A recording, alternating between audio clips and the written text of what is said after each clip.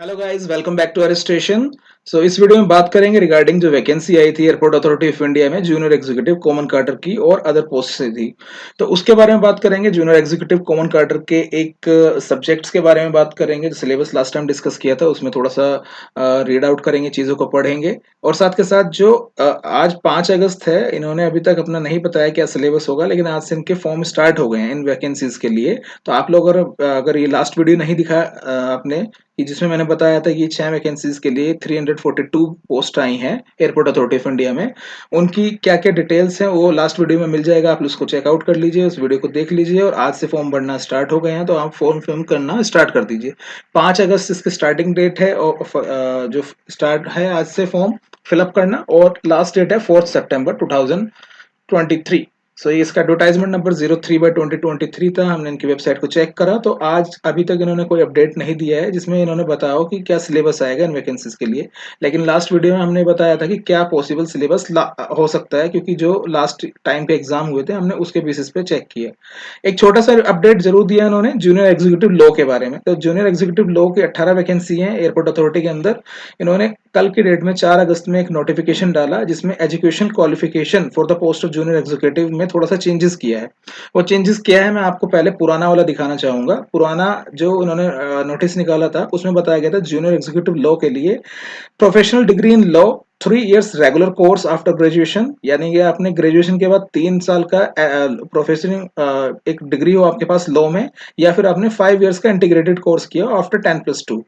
आपके पास 12th के बाद आपने 5 इयर्स का इंटीग्रेटेड रेगुलर कोर्स किया हो। और तीसरी चीज में रखी कि कैंडिडेट अपने आप को एलिजिबल बनाए ताकि वो advocate as an advocate register कर सके बार काउंसिल ऑफ इंडिया में to do practice in the courts in India.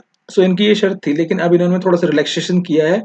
और जो यहाँ एक वर्ड का हेराफेरी कर दी गई है, एक वर्ड का चेंजेस किया है जिससे दायरा और बढ़ गया, ज्यादा स्टूडेंट अब इसमें पार्टिसिपेट कर सकते हैं। यहाँ इन्होंने चेंज किया professional degree in law 3 years course after graduation, यानी कि ग्रेजुएशन के बाद में आपने 3 इयर्स का कोर्स किया हो अपने डिग्री में अपने, और 5 इयर्स या आपने 5 इयर्स इंटीग्रेटेड कोर्स किया हो 10+2 में। और ये एलिजिबिलिटी सेम है, candidate should be eligible to get himself enrolled as an advocate in the bar council of India to do practice in the courts in India, यानी कि आपने बार काउंसिल ऑफ इंडिया में register होने की पात्रता आपने हासिल की हो। रजिस्टर करने के लिए आपको पात्रता तभी मिलेगी जब आपने ग्रेजुएशन किया हो। आपने ग्रेजुएशन, यहाँ पर इन्होंने एक चेंज किया है, रेगुलर कोर्स हटा दिया गया है।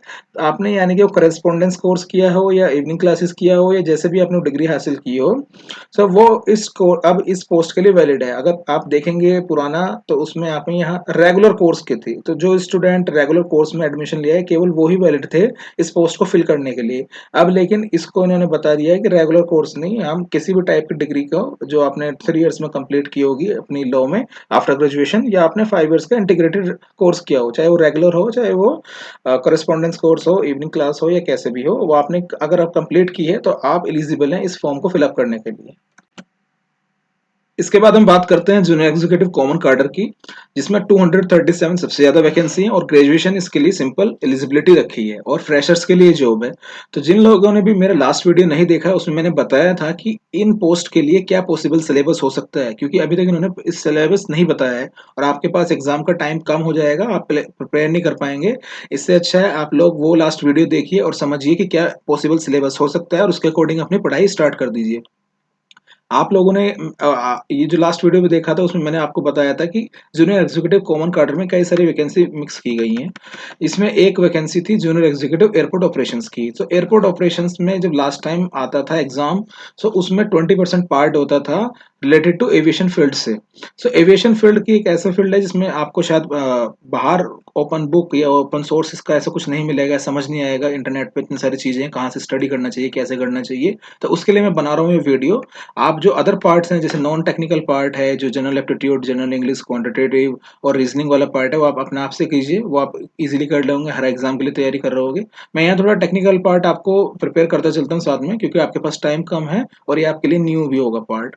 तो इसमें हमने सबसे पहले आज डिस्कस करेंगे knowledge of the year of establishment aviation organization like ICAO, DGCA, AAI, यानी कि जो एविएशन फील्ड की ऑर्गेनाइजेशन वर्क कर रही हैं इंडिया में और इंडिया से बाहर, जो भी इंपॉर्टेंट रिकॉग्नाइज्ड ऑर्गेनाइजेशंस हैं, हम उनके बारे में बात करेंगे, उनके ईयर ऑफ एस्टेब्लिशमेंट के बारे में जानेंगे, उनका थोड़ा सा काम जानेंगे, वो क्या काम करते हैं।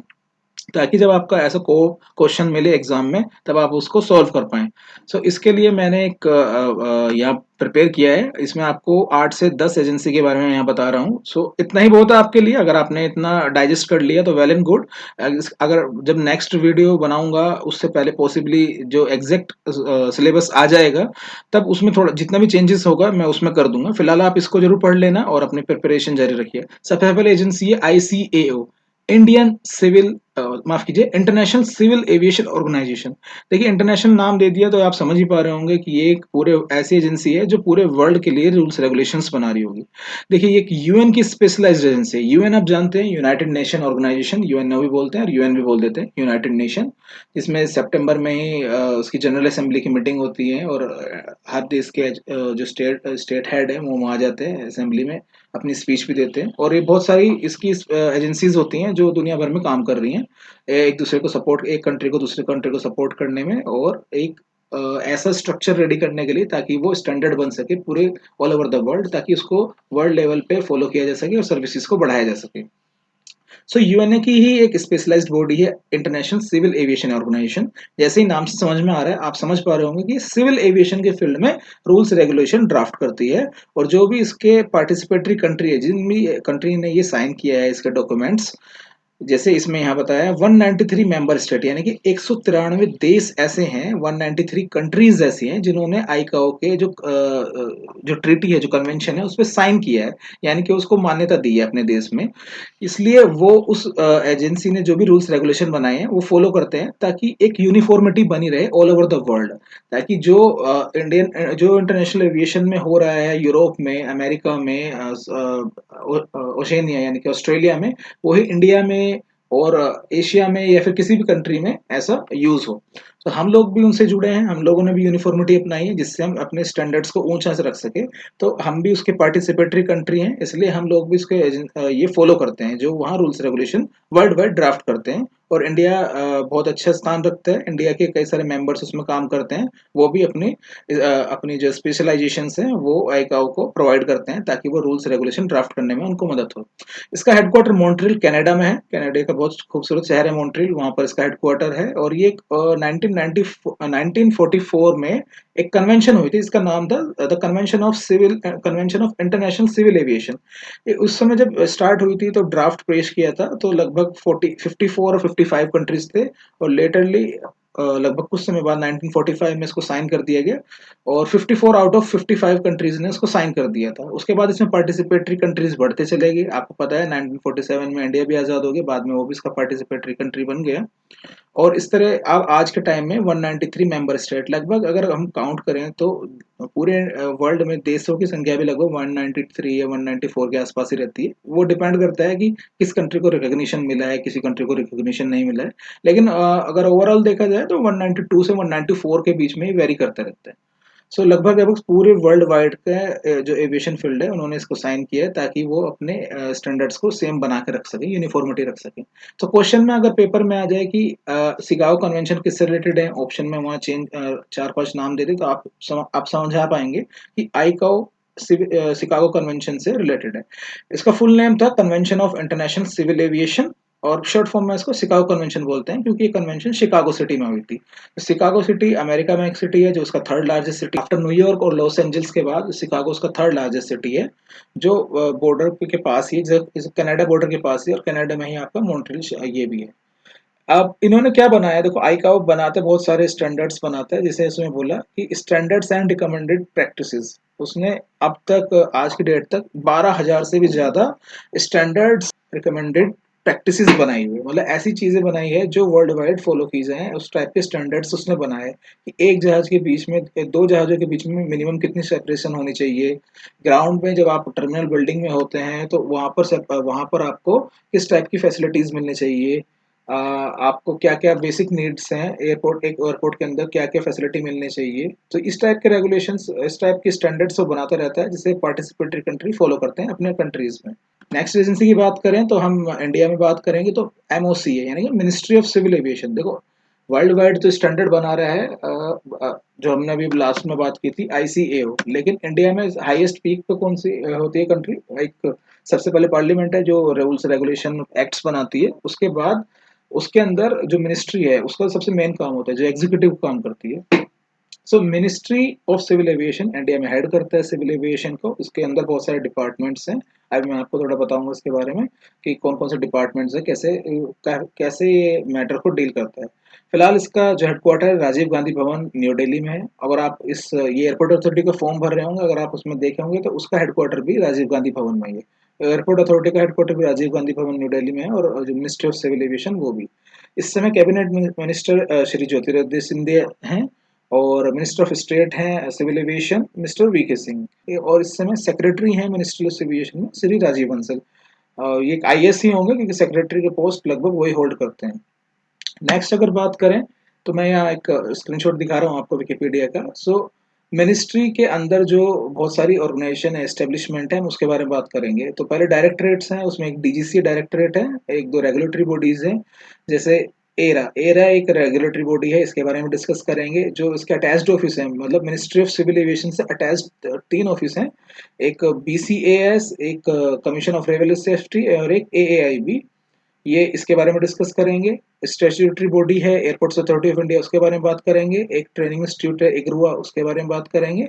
और एक छोटे सा सेंट्रल पब्लिक सेक्टर अंडरटेकिंग है, यानी कि पीएसयू है, एक कंपनी है गवर्नमेंट ऑफ इंडिया की, पवनस, उसके बारे में बात करेंगे। बट यहाँ पर मैं थोड़ा सा इसके बारे में बता दूं, कमीशन ऑफ रेलवे सेफ्टी। देखिए, आप समझ पा रहे होंगे हम सिविल एविएशन की बात कर रहे हैं, रेलवे सेफ्टी कहाँ से आ गया। अभी आपने देखा होगा एक रिसेंटली उड़ीसा में कितना भयानक इंसिडेंट हुआ, जब यहाँ 2 से 3 ट्रेनें आपस में टकरा गई। तो होता क्या है कि रेलवे, जो मिनिस्ट्री ऑफ रेलवे है वो हेड करती है, और बाकी सारे डिपार्टमेंट्स उसके अंदर काम करते हैं रेलवे के। लेकिन जब इंक्वायरी की बात आती है कि उस किसी चीज़ की इंक्वायरी करनी है, इन्वेस्टिगेट करना है किसी चीज़ को, और वो भी उसी चीज़ को कि रेलवे के अंदर ही वो कुछ काम हुआ है। अगर रेलवे के मेंबर ही रेलवे में होने वाली जो एक्सीडेंट है या फिर कोई इंसिडेंट हुआ है तो उसको इन्वेस्टिगेट करेंगे, तो एक पार्शियलिटी की जा सकती है ना, एक पार्शियलिटी की संभावना होती है। तो उस चीज को अलग करने के लिए क्या किया गया, कमीशन ऑफ रेलवे सेफ्टी बनाया गया, जो इन्वेस्टिगेट करती है रेलवे एक्सीडेंट्स को। और वो कमिश्नर ऑफ रेलवे सेफ्टी को, ताकि लोगों के इंटरेस्ट ऑफ कॉन्फ्लिक्ट ना हो, कॉन्फ्लिक्ट ऑफ इंटरेस्ट ना हो, इसलिए कमीशन ऑफ रेलवे सेफ्टी को एयरपोर्ट सिविल एविएशन जो मिनिस्ट्री है उसके अंडर रखा गया है, ताकि ये इन्वेस्टिगेशन में कोई ऐसा पार्शियलिटी ना की जा सके। तो ये अच्छी चीज है। इसी सेम ऐसी एआई भी है जो एयरक्राफ्ट के एक्सीडेंट के बारे में बात करता है। सो कमीशन ऑफ रेलवे सेफ्टी क्योंकि हमारा पार्ट नहीं है, तो हमने इसके बारे में इतना डिस्कस करा। किसी एग्जाम में आए तो आप ध्यान रखना, commission of railway safety civil aviation ministry के अंदर आता है, ना कि रेलवे मिनिस्ट्री के अंदर आता है। ठीक है। अब नेक्स्ट बात करेंगे सबसे पहले डीजीसीए की, फिर इस तरह से आगे हम इस क्रम में चलेंगे। तो इंडिया में यही टॉप ऑर्गेनाइजेशंस हैं सिविल एविएशन फील्ड की। आप इनके बारे में जानना जरूरी है। आप एक बार इनके बारे में जान जाएंगे, शुरुआत में आपको लगेगा थोड़ा सा टिपिकल, बट बाद में आपको इजीली सब समझ में आएगा। तो यहाँ पहले एआईबी से बात कर लेते हैं, जो अटैच्ड ऑफिस है, क्योंकि बहुत बड़ा काम है। पहले ये एआईबी का जो वर्क था, फंक्शन था, वो डीजीसीए के अंदर ही आता था। ये डीजीसी हमने बताया डीजीसी के अंदर ही आता था, बट अभी रिसेंटली इस ऑर्गेनाइजेशन को बनाया गया है, एक ब्यूरो को बनाया गया है, और वो काम अभी 2012 से कर रहा है। तो आप ध्यान रखिए कि जुलाई 2012 से काम कर रहा है। इसका फुल फॉर्म है aircraft aircraft accident investigation bureau. जी हाँ, एएआईबी। अभी हाल ही में एक फिल्म आई थी, रिसेंटली आपने देखा था, एक रनवे 34 करके एक मूवी आई थी, तो उसमें अमिताभ बच्चन और पायलट दिखाए थे अजय देवगन। जो पायलट का एयरक्राफ्ट का एक्सीडेंट होता है, तो वो इन्वेस्टिगेशन हो रही होती है। तो उनका एआईबी के अंदर जब इंक्वायरी चल रही होती है, कोर्ट ऑफ इंक्वायरी हो रही होती है, तो कोर्ट ऑफ इंक्वायरी के टाइम पर ये जो कोर्ट ऑफ इंक्वायरी सेटअप की थी वो एआईबी नहीं की थी, एएआईबी वही इंक्वायरी सेटअप करके कोर्ट ऑफ इंक्वायरी सेटअप करी थी, जिसमें उसकी हियरिंग चल रही थी कोर्ट की। तो उसमें वो बोलता भी है कि दिस इज एएआईबी। आपने अगर आप दोबारा वीडियो देखें या दोबारा मूवी देखेंगे तो आपको समझ में आएगा। और वहां पर ऐसे डीजीसी नाम भी आपने कई बार सुना होगा, 2-3 बार डीजीसी नाम लिया गया है, और एक बार इसमें एआईबी नाम भी लिया है, aircraft accident and investigation bureau. So ये फुल फॉर्म भी आपके एग्जाम में पूछी जा सकती है, इसको याद रखना।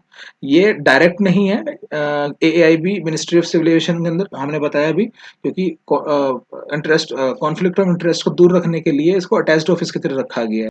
इसके बाद आपने देखा कि इसमें जो पोस्ट होती है, हेड इसका जो पोस्ट होती है एएआईबी के अंदर, पोस्ट होती है डायरेक्टर जनरल की।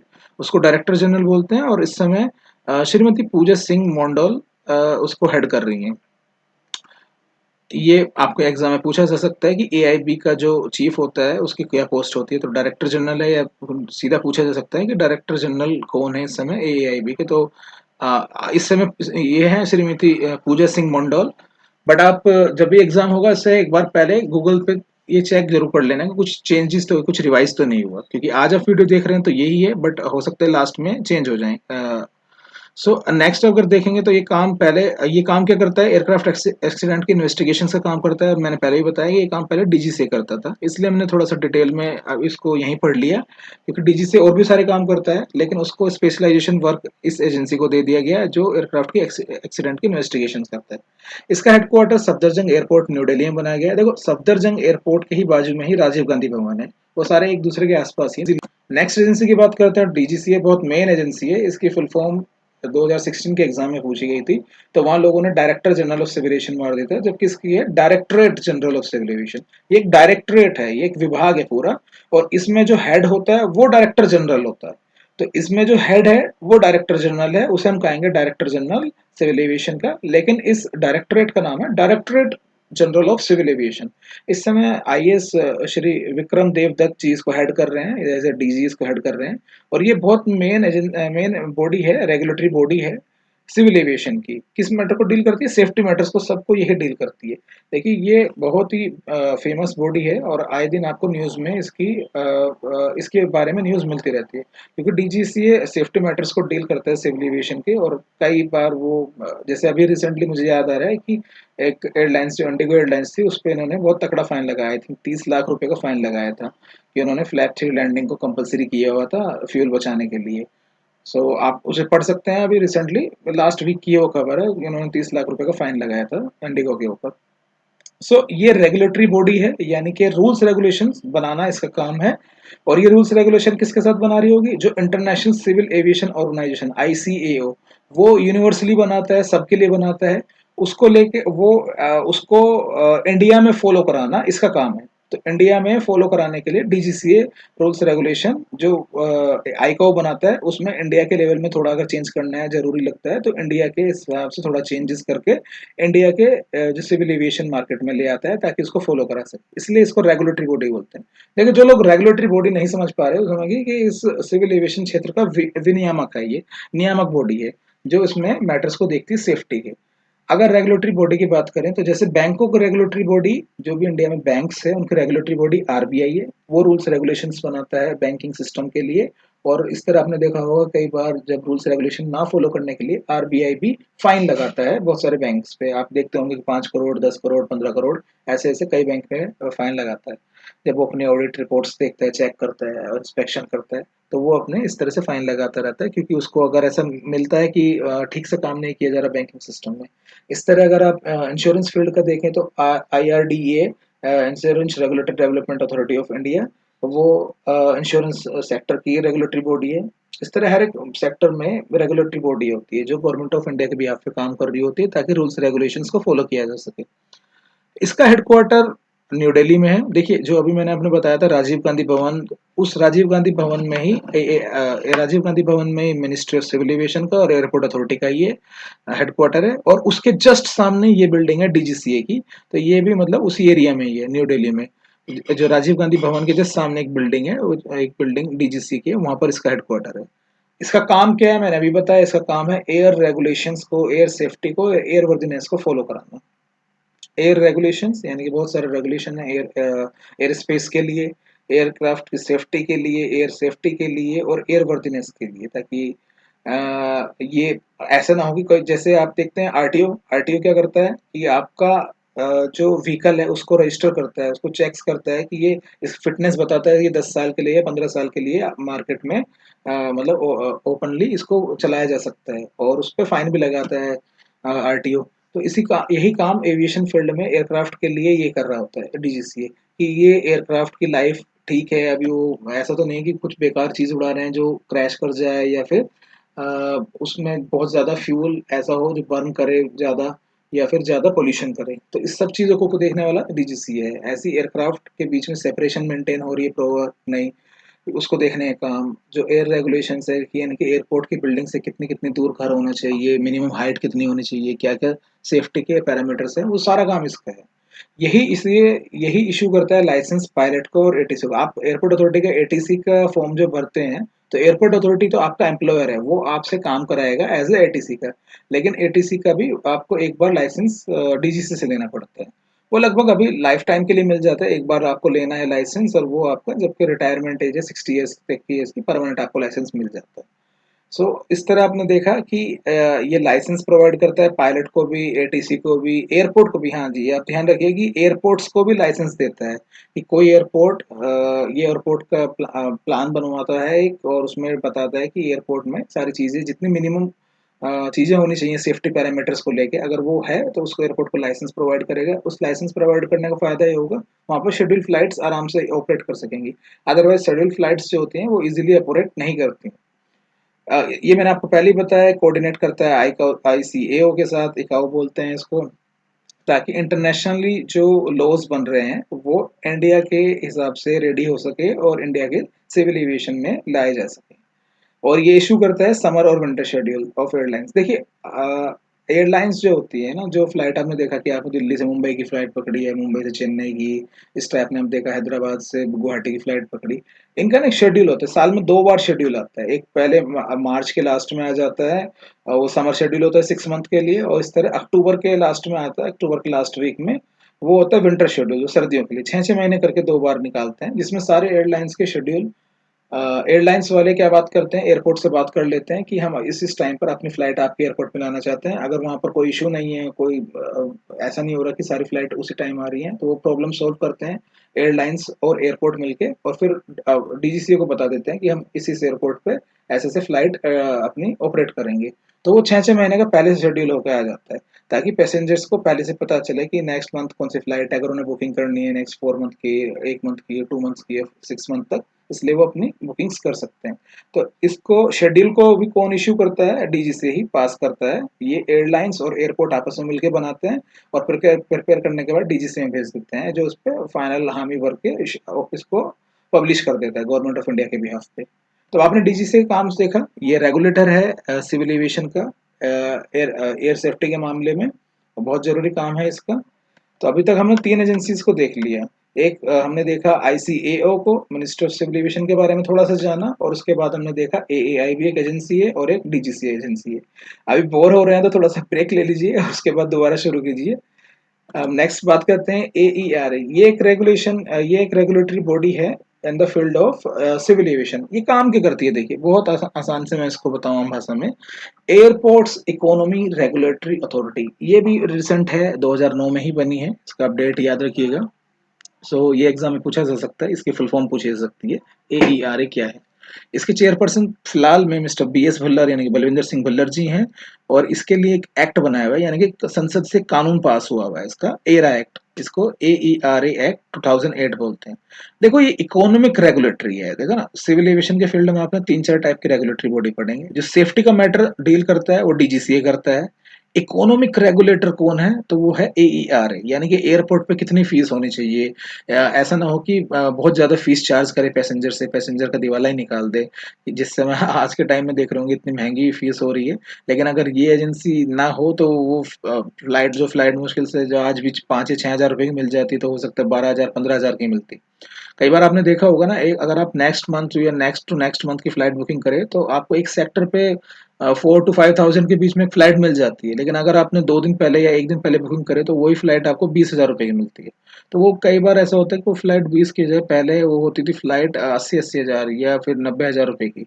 तो एरा एक एजेंसी बनाई 2009 में, जिन्होंने बताया कि कैपिंग होनी चाहिए, there must be a capping, मतलब कि कितना मैक्सिमम किराया वसूला जाए पैसेंजर से। ठीक है, तो इसलिए ये काम करता है एयरपोर्ट्स पर टैरिफ्स के बारे में, फीस के बारे में, कितनी कितनी चार्ज करनी है, वो एयरपोर्ट्स को कितनी चार्ज करनी है, पैसेंजर्स को कितनी चार्ज करनी है। और उसी के लिए, क्योंकि वो पैसा वो टैरिफ चार्ज कर रहे हैं, तो उसके बदले उसको पैसेंजर्स को क्वालिटी सर्विस भी देनी है, तो इसलिए सर्विस की क्वालिटी का जांच भी एईआरए ही करता है। इसलिए ये एक रेगुलेटरी बॉडी है in the field of civil aviation, और ये इकोनॉमिक रेगुलेटर है। ठीक है, तो AERA is a regulatory agency to regulate tariff and other expenditure and fees for major airports. देखिए है तो ये मेजर एयरपोर्ट्स के लिए लेकिन ये गाइडलाइन देती है सारे छोटे और सब सब टाइप के एयरपोर्ट्स के लिए। अगर उसे मानना ना मानना एयरपोर्ट्स के जो एयरपोर्ट्स ऑपरेटर उसके हाथ में है, लेकिन मेजर एयरपोर्ट्स के लिए तो यही है। जैसे मैं बता दूं, एक एग्जाम में आपके आ सकता है, आप आए दिन इसमें देखते हो कि जो एयरपोर्ट है वो आपसे एक फीस चार्ज करते हैं अपने एयरपोर्ट पे फैसिलिटी देने के लिए। वो फीस आपके जो आप ट्रैफिक में जो आप बुकिंग करते हैं फ्लाइट की उसमें काउंट हो जाता है, और वो एयरलाइंस आपके बिहाफ पे एयरपोर्ट को देती है। यानी कि ये पैसा अल्टीमेटली आपसे ही वसूल किया जाता है। इसे बोलते हैं यूडीएफ, यूजर डेवलपमेंट फीस, ऐसी पैसेंजर सिक्योरिटी फीस। यानी कि जो आपकी सिक्योरिटी चेक्स वगैरह हो रही हैं उसका पैसा भी चार्ज किया जाता है आपसे ही, और जो एयरपोर्ट पे फैसिलिटी मिल रही है आपको, यूजर डेवलपमेंट फीस, वो भी, जो एयरपोर्ट पे इतने सारे स्नैक्स बार काउंटर्स होते हैं, इतने सारे शॉपिंग मॉल्स और ये सब चीज़ें, आपकी मिनिमम जो एस्केलेटर्स आपको या फिर आपको लॉन्जीज और ये प्रोवाइड किया जाता है, तो उस सब का चार्ज भी आपसे वसूल किया जाता है। तो उसके बारे में वो डील करती है। तो आप ये ध्यान रखना इसकी फुल फॉर्म क्या है, 2009 में बनी है, इस समय चेयरपर्सन ये है। ये एक्ट बनाया गया, ये कानून संसद के द्वारा पास है, ठीक है। तो अभी तक पुरानी एजेंसी के बारे में ऐसा नहीं पढ़ा, लेकिन इसके बारे में ध्यान रखिए, इसका एक एरा एक्ट 2008 है। 2008 में एक्ट पास हुआ, उसके बाद फिर नेक्स्ट ईयर ये 2009 में एजेंसी बना दी गई।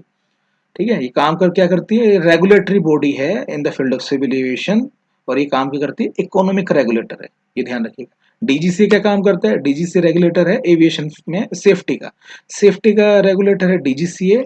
और एरा क्या काम करता है, एरा है इकोनॉमिक रेगुलेटर। तो ये भी एक रेगुलेटरी बॉडी है, ये भी एक विनियामक है जो आर्थिक मामलों को देखती है। इसके बाद जिसका आपने अभी फॉर्म भरा है रिसेंट में, एयरपोर्ट्स अथॉरिटी ऑफ इंडिया, उसके बारे में जानकारी लेते हैं। सो एयरपोर्ट अथॉरिटी ऑफ इंडिया पहले एनएए और आईएए करके होती थी, नेशनल एयरपोर्ट अथॉरिटी, और एक इंटरनेशनल एयरपोर्ट अथॉरिटी। इसके पास इंटरनेशनल एयरपोर्ट्स होते थे, उन्हीं को डील करती थी, और ये नेशनल एयरपोर्ट अथॉरिटी थी। सो हुआ क्या कि इसके लिए भी कानून लेके आ गया और संसद में पास किया गया 1994 में। और उसमें क्या किया, 1 अप्रैल 1995 से एक एजेंसी बना दी। इसमें इस एजेंसी को सबको जोड़ दिया कि मतलब there should be a uniformity. ऐसा नहीं है कि इंटरनेशनल एयरपोर्ट पे कुछ ज़्यादा अच्छे स्टैंडर्ड्स होंगे, जो नॉन मेजर एयरपोर्ट्स हैं या नॉन इंटरनेशनल एयरपोर्ट में, उन पे हम थोड़ा सा डील कर सकते हैं। इसलिए 95 में इन दोनों को एजेंसी को मर्ज करके एक ही एयरपोर्ट अथॉरिटी के पास रख दिया गया। इसका काम है, ये माफ कीजिएगा, एयरपोर्ट अथॉरिटी लिखा है, ये एयरपोर्ट्स होना चाहिए, यहाँ पर एस होगा, एयरपोर्ट्स अथॉरिटी ऑफ इंडिया, क्योंकि ये एयरपोर्ट्स को संभालने वाली कंपनी है। ये कंपनी सर्विस प्रोवाइडर है एक टाइप की, जो आपको फैसिलिटी देती है एयरपोर्ट्स की। इंडिया में एयरपोर्ट्स को मैनेज करती है ये कंपनी। कंपनी क्या, ये भी एक ऑर्गेनाइजेशन ही है सिविल एविएशन फील्ड में। इसका हेडक्वार्टर अभी मैंने बताया राजीव गांधी भवन न्यू दिल्ली में, जहाँ पर मिनिस्टर ऑफ सिविल एविएशन का है। ये इसके लिए भी कानून बना है। तो आपने देखा होगा ये एरा के लिए भी कानून बना है 2008 में, और इसके लिए तो 1994 में बन गया। इसके करंटली चेयरमैन है, इसमें चेयरमैन होते हैं तो श्री संजीव कुमार, वो भी एक आईएएस हैं। इसका जो चेयरमैन है वहाँ पर श्री बलविंदर सिंह भुल्लर हैं। यहाँ भी चेयरमैन वर्ड ही गलत है मेरे हिसाब से, चेयरपर्सन ही होना चाहिए, क्योंकि लेडी भी हो सकती हैं। तो chairperson is the exact terminology. तो चेयरपर्सन श्री संजीव कुमार आईएएस हैं इसके, इस फील्ड में। अभी मैंने बताया इसको कि ये एक मेन सर्विस प्रोवाइडर है, जो main service provider civil aviation field में। अब देखिए कितना वास्ट काम करता है सर्विस प्रोवाइडर, बहुत टाइप की पैसेंजर्स को सर्विस प्रोवाइडर। ये पैसेंजर फैसिलिटेशन प्रोवाइड करता है ना, यानी कि इसके जो बहुत सारे एयरपोर्ट्स इसके पास है, वहाँ पर इसने टर्मिनल बिल्डिंग्स बनाई हुई हैं, जिसमें पैसेंजर्स आते हैं, वेट करते हैं, अपने बैगेज को एक्सरे जांच कराते हैं, बाकी सब जांच कराते हैं, खुद की सिक्योरिटी चेक्स कराते हैं, और फिर उसके बाद जाके फ्लाइट को बोर्ड करते हैं, फ्लाइट को पकड़ के अपने गंतव्य पर जाते हैं, अपने डेस्टिनेशन पर जाते हैं। तो पैसेंजर फैसिलिटेशन के लिए वहाँ बहुत सारी फैसिलिटी प्रोवाइड करता है, यानी कि टर्मिनल बिल्डिंग का होल्ड करता है। क्योंकि एयरपोर्ट्स इसके पास है, तो वहाँ पर वहाँ की सारी टर्मिनल बिल्डिंग्स इसके पास में। एएनएस यानी कि एयर नेविगेशन सर्विस, तो ये काम करता है एयर नेविगेशन सर्विस प्रोवाइडर का। इसको आप आम भाषा में कहूँ तो ये एटीसी वाला, जिसको एटीसी काम कहते हैं ना, हवा में पायलट्स को गाइड करना, यानी कि नेविगेट करना फ्लाइट्स को, तो उनको एयर नेविगेशन सर्विसेज बोला जाता है। इसलिए क्योंकि एयर नेविगेशन सर्विस प्रोवाइड करता है, इसलिए एयर नेविगेशन सर्विस प्रोवाइडर भी है ये। और एयर नेविगेशन सर्विस भी प्रोवाइड करता है, और एक ये एयर स्पेस मैनेजमेंट एएसएम, यानी कि एयर स्पेस मैनेजमेंट भी करता है। एयर स्पेस में बताता है कि जैसे हमने हाईवे बनाए हुए हैं अपने सड़कों पर, है ना, ये NH1 है, NH2 है, NH4 है, NH8 है, NH10 है। इस तरह हवा में भी हाईवे वगैरह होते हैं, उसको हाईवे नहीं बोलते, एयरवे बोलते हैं या एयर रूट्स बोलते हैं। तो उन एयर रूट्स का भी बनाने का काम इसी का है, पूरा एयर स्पेस को मैनेज करने का, एयर स्पेस मैनेजमेंट। तो वहाँ कितनी हाइट पे होना चाहिए और कितनी उसकी चौड़ाई होती है उस वे की, एयर रूट्स, ये सब उस मामले में देखता है। वो मेनली एटीसी लोगों का ही काम है। तीसरी चीज ये प्रोवाइड करता है, अपने एयरपोर्ट पे सिक्योरिटी प्रोवाइड करता है। सो जो एयरपोर्ट पे सिक्योरिटी आपने देखा होगा सीआईएसएफ होता है, ये थोड़ी प्रोवाइड करते हैं, या फिर स्टेट पुलिस होती है। देखिए स्टेट पुलिस और सीआईएसएफ होता है, वो इनके बिहाफ पे, airport behalf airport authority of India के बिहाफ पे ही उस एयरपोर्ट पे सिक्योरिटी प्रोवाइड कर रही है। अगर वो एयरपोर्ट अथॉरिटी का एयरपोर्ट है तो एयरपोर्ट अथॉरिटी एक एग्रीमेंट कर लेती है सीआईएसएफ के साथ या स्टेट गवर्नमेंट के साथ कि अपनी स्टेट पुलिस हमें दे दो, और उसके बदले वो उनकी जो उनका पैसा है, यानी कि जो उनकी सैलरीज है, वो एयरपोर्ट अथॉरिटी देता है और उनसे सिक्योरिटी लेता है अपने एयरपोर्ट पे।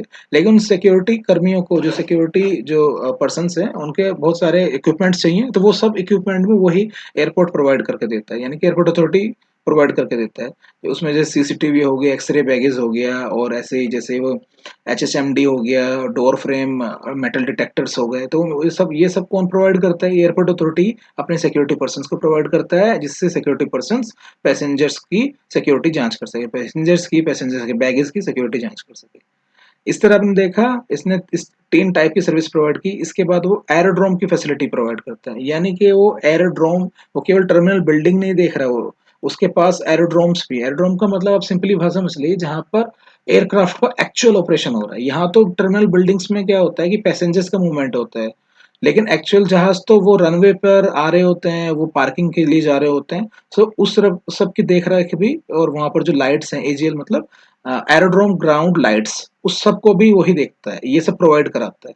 सो वो एयरपोर्ट पे बिल्डिंग्स भी मैनेज करता है, और साथ के साथ जो एयरपोर्ट का टेक्निकल पार्ट है, रनवे, पार्किंग स्टैंड, है ना, वो सब भी, और लाइट हुआ अंदर, तो वो सब भी कौन प्रोवाइड करता है? वो airport authority of India he provide करती है अपने एयरपोर्ट्स पर। और इसके अलावा वो ट्रेनिंग्स भी प्रोवाइड करता है, जैसे सीएटीसी, जब आप लोग एटीसी बनते हैं या एयरपोर्ट ऑपरेशंस में जाते हैं या इस टाइप की और सर्विसेज में जाते हैं एयरपोर्ट अथॉरिटी में, तब आपके एक वहाँ पर एक उनका प्रयागराज, यानी कि इलाहाबाद में एक उनका सेंटर है सीएटीसी, अरे वो क्योंकि अपने एयरपोर्ट पे फायर फाइटर्स भी रखता है, तो उनकी ट्रेनिंग भी होती है। और एक जो कॉमन पीपल होते हैं, जिनको एविएशन के बारे में जानकारी नहीं है, या फिर दूसरे डिपार्टमेंट से जो आ रहे होते हैं, थोड़ा बहुत एविएशन के बारे में उनको नॉलेज देने के लिए इन्होंने अपना इंस्टीट्यूट, एक एकेडमी बनाई हुई है, आईएए, जो दिल्ली में है, वो वहाँ पर प्रोवाइड करते हैं उनको ट्रेनिंग्स। इनके पास एयरपोर्ट्स हैं इस समय करंटली 137 एयरपोर्ट्स हैं, जिसमें बहुत सारे इंटरनेशनल एयरपोर्ट भी है, कस्टम एयरपोर्ट्स भी हैं। 24 इंटरनेशनल एयरपोर्ट है इनके पास, 10 कस्टम एयरपोर्ट हैं। लेकिन मैं बताऊंगा आपको कि कस्टम एयरपोर्ट क्या होता है, इंटरनेशनल एयरपोर्ट क्या होता है, मैं उसका लिंक प्रोवाइड कर दूंगा आपको, बहुत इजीली आप समझ जाएंगे। तो आप ध्यान रखना, एट प्रेजेंट 137 है, लेकिन प्लस माइनस होता रहता है, तो आप अपने एग्जाम से पहले एक बार देख लेना। लेकिन आप अगर 130 में कोई ऑप्शन होगा तो उसको टिक करेंगे तो वो करेक्ट आंसर होगा। तो ये आप समझ पा रहे होंगे एयरपोर्ट अथॉरिटी क्या काम करता है। ये मेनली एक सर्विस प्रोवाइडर है जो बहुत सारी सर्विसेज प्रोवाइड करता है एविएशन के फील्ड में।